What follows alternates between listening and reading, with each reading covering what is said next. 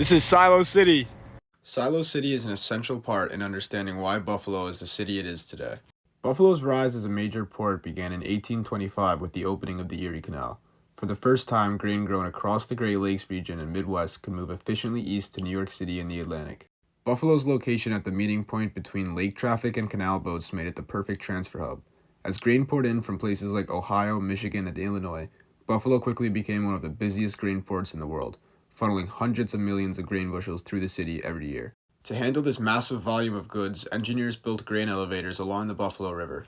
The earliest grain elevators were originally constructed from wood, but as the industry expanded and fire risk grew, these structures evolved into the massive reinforced concrete elevators that still stand today. These elevators weren't just storage bins. They were highly advanced industrial machines designed to unload grain from ships, clean and dry it, store it safely, and send it onward by rail or canal.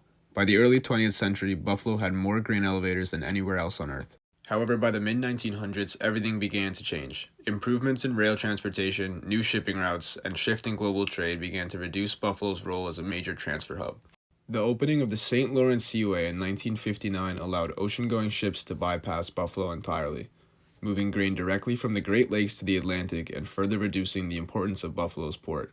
As a result, grain increasingly flowed around the city instead of through it, and many of the elevators were shut down and abandoned. For decades, Silo City stood neglected and decaying, with graffiti covering the old concrete structures and nature slowly reclaiming the site, making it not much more than a cool spot for photos or exploring. Today, however, Silo City is beginning to enter a new chapter. Environmental cleanup and preservation efforts have stabilized parts of the complex, allowing some of the elevators and surrounding spaces to be reused for art installations, performances, public events, and even housing. Rather than erasing its industrial past, Buffalo is finding new ways to adapt to it. Silo City now represents something rare, a place where history, architecture, and reinvention coexist. It tells the story of how Buffalo rose and fell as an industrial powerhouse, and how the city continues to redefine itself along the same waterfront that once made it great.